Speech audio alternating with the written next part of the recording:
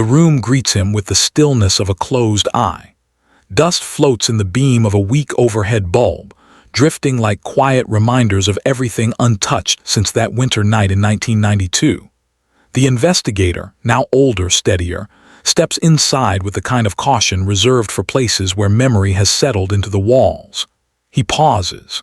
The air carries the faint scent of aging paper and forgotten metal. A photograph curls on the table edge, as if waiting for a hand that never returned. Every object feels preserved in a kind of frozen time, unwilling to release its story.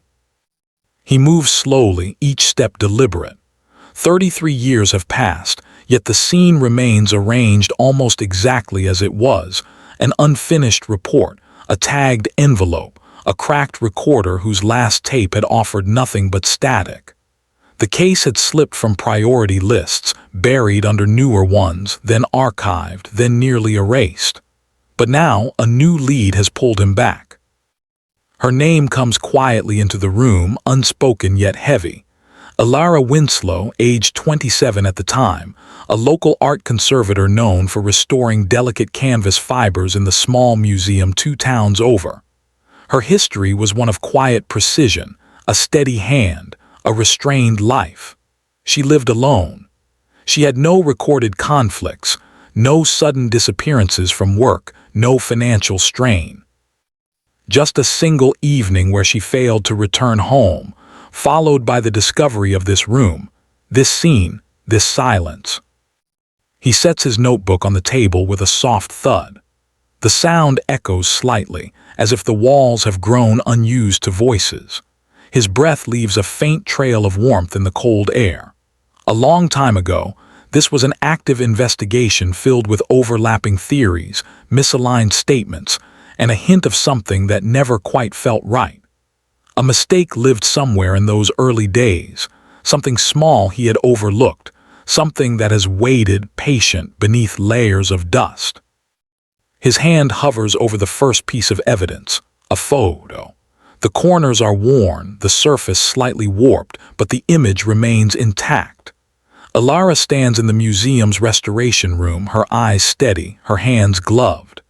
Behind her, a canvas rests on an easel, its details blurred by age but its outline unmistakable. The museum had insisted the painting held no relevance, no unusual value.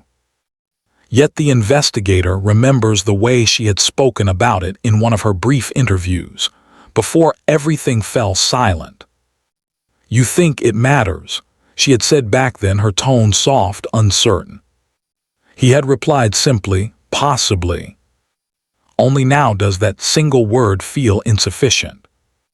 He sets the photo down carefully and reaches for the case file. The folder resists slightly, the paper fibers stiff from years of disuse. Inside, the documents are arranged with the clinical order he once relied on: timestamps, transcriptions, witness statements, inventory lists. But the neatness seems hollow now, as if the organization had concealed rather than clarified. A light draft sweeps across the room. He doesn't turn to look. Old buildings breathe in such ways. Instead, he focuses on a report near the bottom of the stack, one he barely remembers reviewing. Its edges are cleaner than the others, newer, as if someone had accessed it after the case was closed. He mutters a short, hesitant word under his breath, barely audible. "Strange."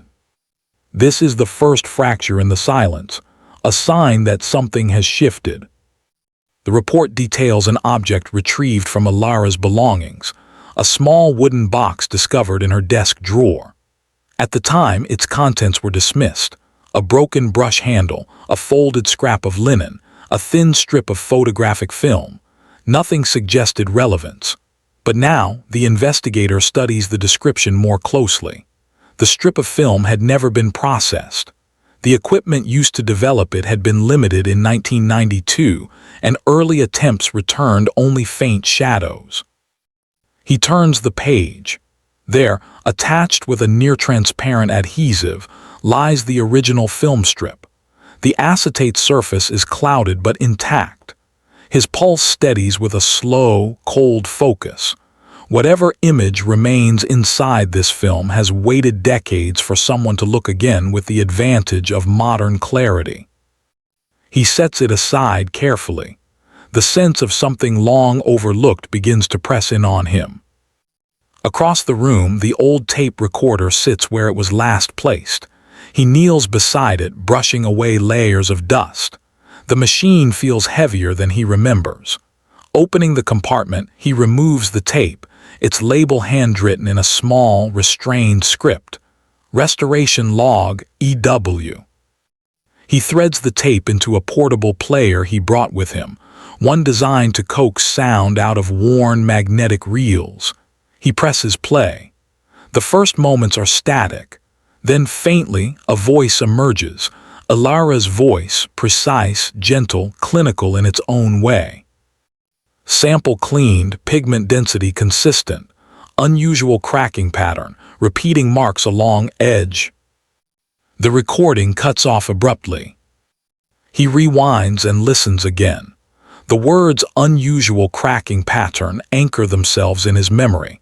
He remembers the restoration room he had walked through 30 years ago and how he had barely glanced at the painting she had been working on. At the time, it had seemed irrelevant, routine. Now it feels like a missing step in a logical chain. He pauses the tape. Something inside him shifts, an old guilt, quiet but heavy. The next document he studies is a witness statement from a museum assistant. The handwriting is hurried, the phrasing imprecise. The assistant had seen Elara leaving work earlier than usual on the day she disappeared. She appeared concerned, though he had never been able to articulate why. The investigator reads the statement twice, then again. A phrase stands out, one he had not paid attention to before. She kept looking back at the restoration wing door, like she heard something. He closes the file. In this room, where every detail has been preserved by chance rather than intention, the weight of those lost years becomes almost tangible. He senses the connection forming, an invisible line stretching from the painting to the film strip to her final recorded words. His gaze settles on the envelope tagged item 12B. Inside is a single photograph recovered from Elara's residence. He slides it out gently. The image shows a hallway, blank walls, a faint shadow near the far end, possibly a reflection from a glass case. But the detail that captures his attention is something small, a thin, vertical scratch across the left edge of the frame. Not a camera malfunction, deliberate, as if someone marked it intentionally. He leans back slightly. The air feels colder now. The investigative rhythm begins to settle over him, steady, mechanical, precise. Yet beneath that is something else, an awareness that this case had never been just another file. He had been younger then, more certain. Now he returns with experience, clarity, and a quiet sense of responsibility.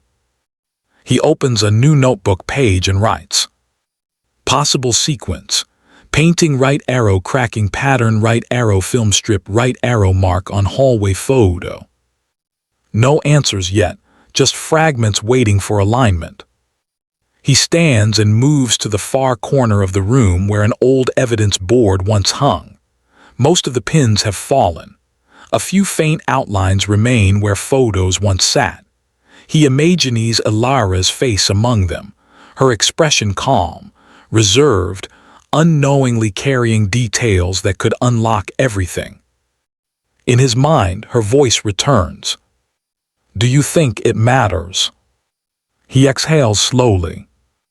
"Yes," he whispers now, though the room absorbs the sound before it can reach anything. He turns back to the table and studies the film strip again. The twist, he knows, must come from logic. No leaps, no coincidence. Something she saw in that painting, something she heard in the restoration wing, something she recorded without understanding the magnitude. He switches off the overhead bulb and allows only natural light from the hallway to seep into the room. Shadows move gently along the walls. It helps him think.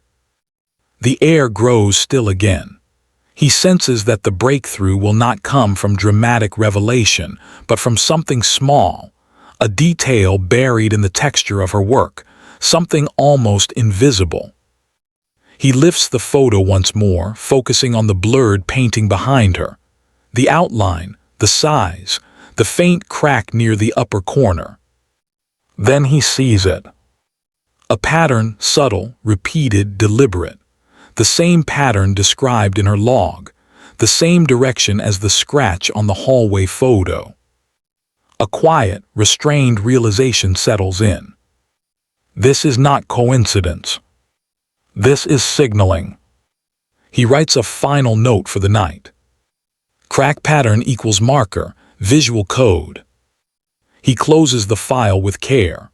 The room remains silent, still trapped between past and present. Nothing is solved yet. But something has awakened. And the old case is no longer content to stay cold.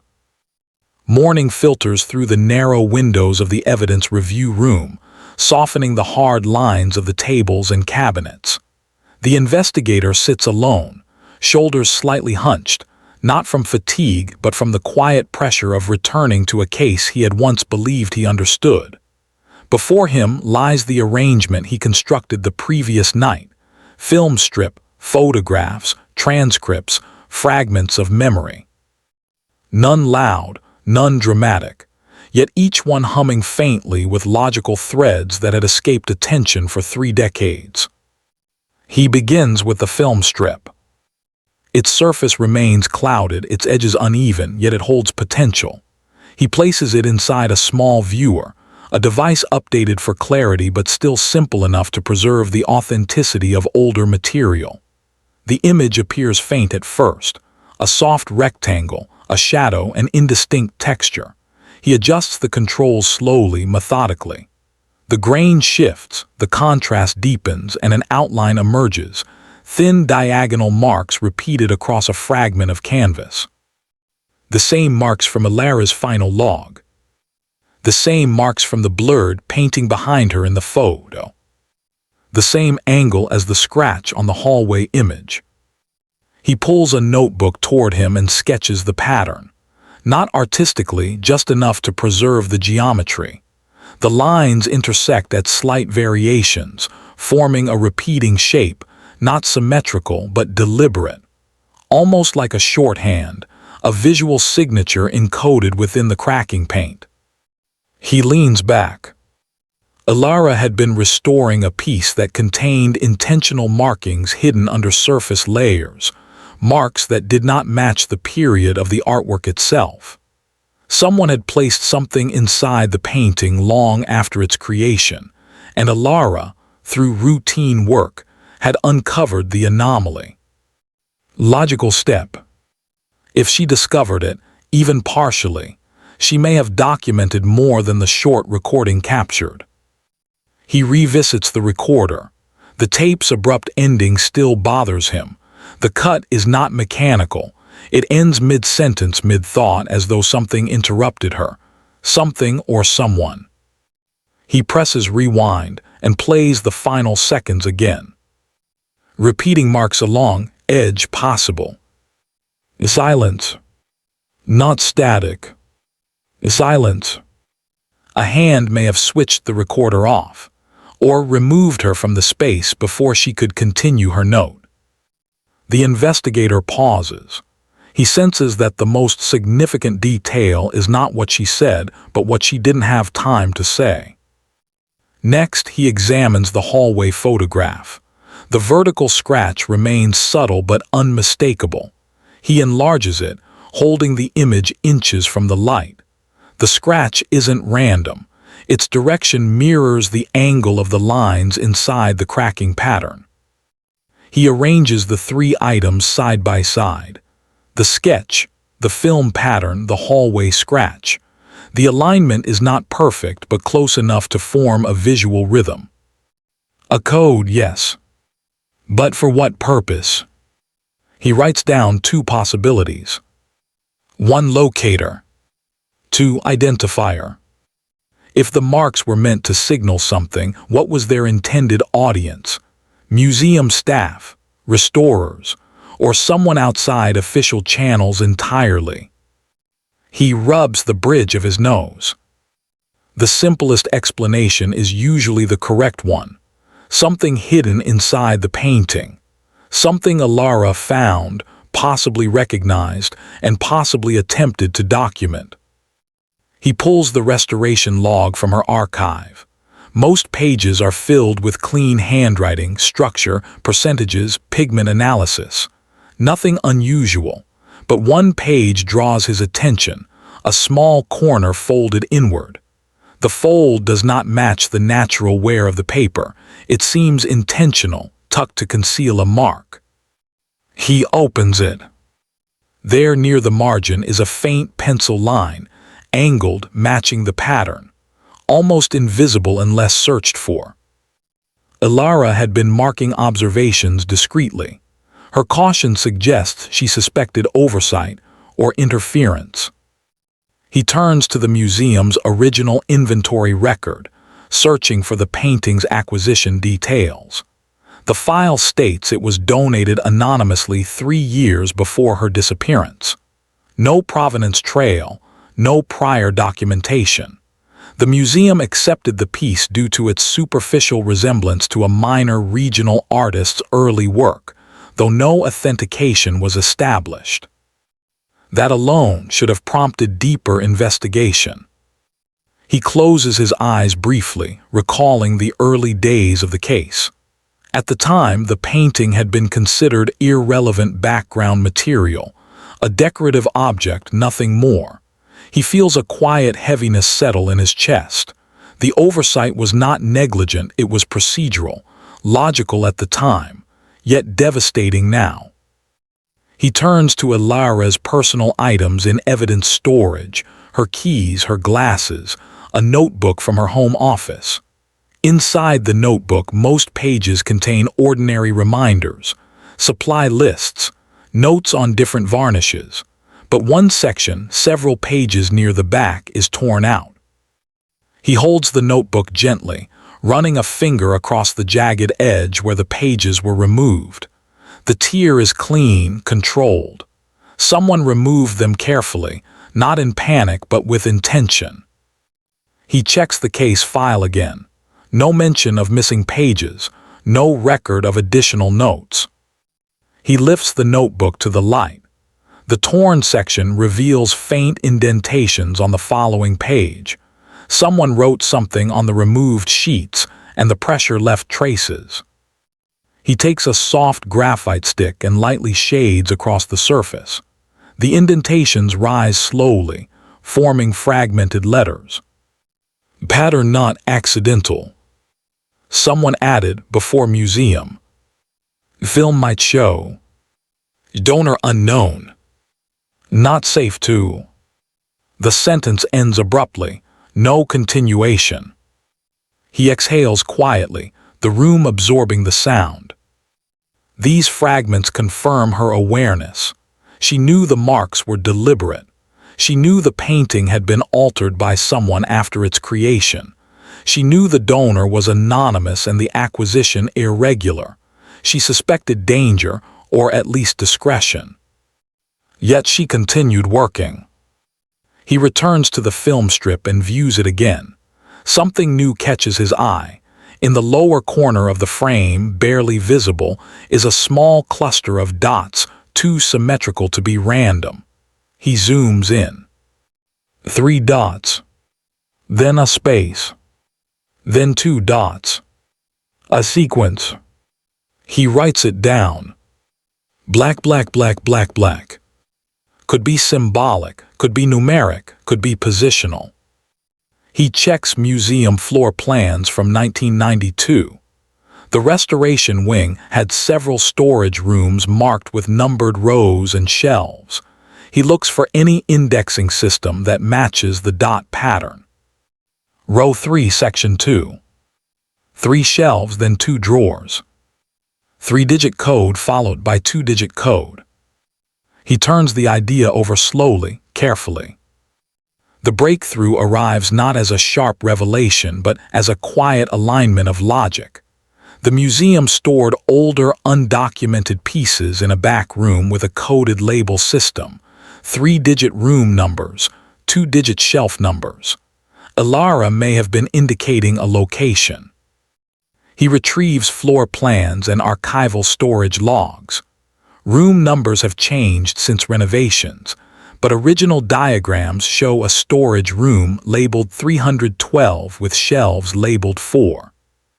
He writes the full sequence, 31204. The room had been cleared in 1995 during a renovation and repurposed for administrative use. If something had been stored there prior to the renovation, it may have been relocated or discarded. But records from that transition period are incomplete. He adjusts the lamp near his workspace, narrowing the light on the floor plan. The storage room 312 had been adjacent to the restoration wing, directly behind the painting's original location. He senses the connection tightening. Elara may have found something inside the painting, perhaps a small object, a message, or an identifier, leading her to suspect a link to storage room 312. She attempted to document it quietly. She removed film. She wrote notes. She folded a page. She left marks. Someone else may have noticed. He reopens the witness statement. The assistant had heard a soft sound from the restoration wing door on the night she worked late. At the time, this detail was considered inconsequential. Old buildings creak, doors settle. But combined with Elara's subtle attempts at secrecy, the sound takes on new meaning. He checks timestamps. The assistant noted the sound around 7:40 p.m. Elara left the museum at 8:05 p.m. The silent gap in her recording likely occurred within that interval. He traces the timeline on a notepad. 7:40, sound near restoration wing door. 7:45 8:00, Elara recording restoration log. 8:05, Elara leaves museum. After 8:05, disappearance pathway uncertain. He draws a line between the sound and the recording interruption. Something or someone entered the restoration wing.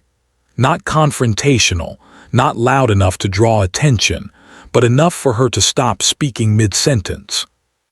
He replays her voice in his mind. Possible. Possible what? Possible alteration. Possible intrusion. Possible connection. The investigator feels that the answer lies in the missing pages. They contain the full observation, the full conclusion she was forming. Their removal is evidence of interference, not dramatic, not forceful, but calculated. He returns to the storage logs. Most items originally housed in room 312 were transferred during renovation. But one entry stands out. An unlisted canvas, dimensions matching the piece Elara restored, relocated to off-site storage for reevaluation. There is no final note confirming its fate. He searches the digital archive for off-site storage records from that period.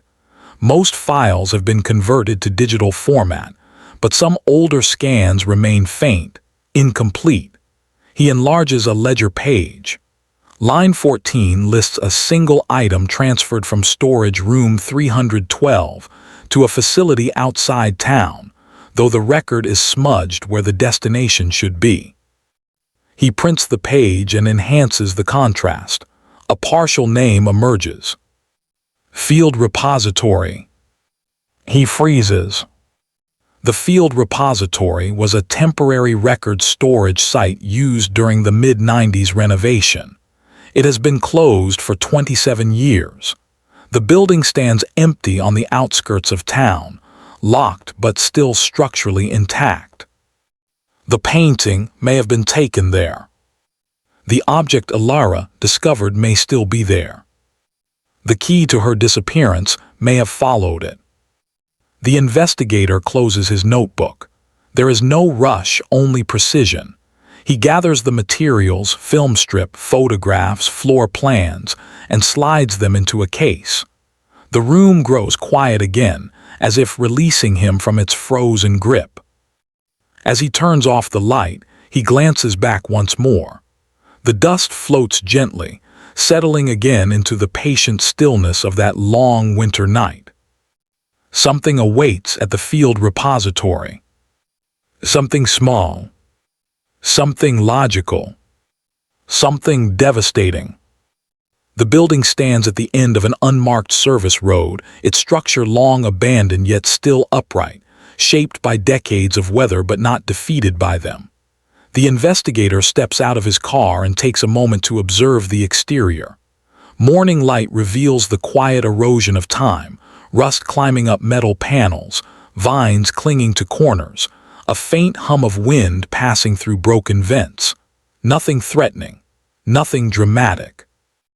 Just a place forgotten for so long that its silence feels almost deliberate. He unlocks the side entrance using a universal key issued for municipal sites. The metal resists with an old groan. Inside, the air is dry, dense with the lingering smell of paper and disuse. Dust lifts with each step he takes, drifting lazily in the cold beams of weak daylight filtering through high windows. The floor plan he studied is accurate enough. The repository's main storage hall stretches ahead, lined with outdated shelving, old boxes, mislabeled crates. He walks with methodical restraint, scanning each row number, comparing each shelf sequence to the one written in his notes. 31204. 3 rows, 4th level. The code Elara had left behind with quiet precision. He reaches the 3rd row. The metal shelf frames stand unevenly, some bent from old weight. On the 4th tier rests a series of containers covered in layers of dust thick enough to mute their original colors. Most are irregular shapes, rectangular, heavy, industrial, but one object stands out. A flat, narrow crate. Canvas-sized. He feels no sudden surge of emotion, just the slow tightening of logical continuity. He lifts the crate down carefully and kneels as he opens it.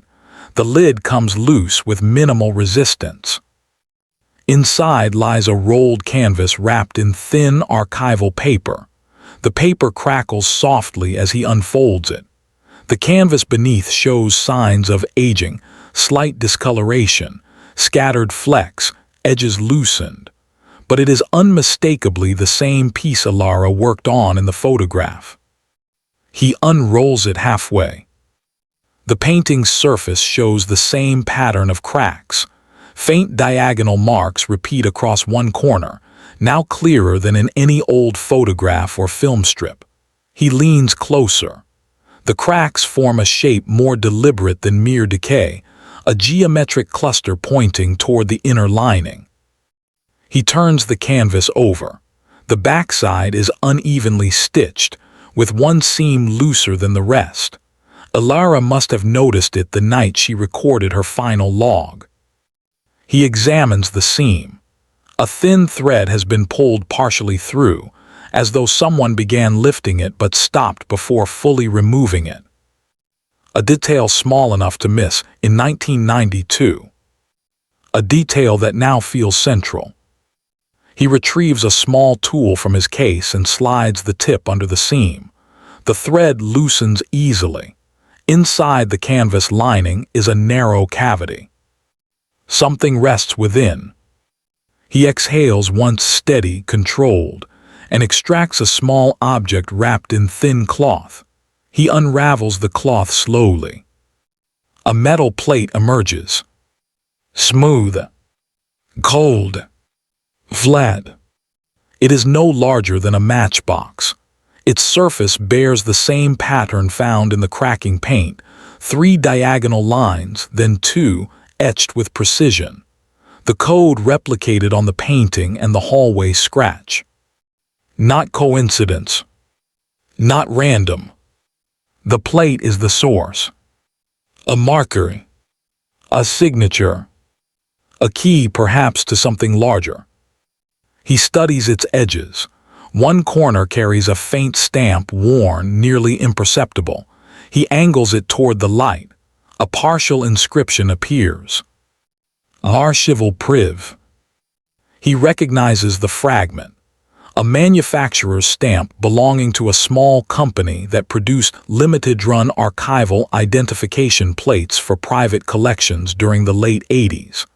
Collectors sometimes embedded these plates behind canvases as discrete inventory markers. But this plate is unregistered. No record exists of its use. No collector claimed the piece. He runs his thumb lightly across the surface.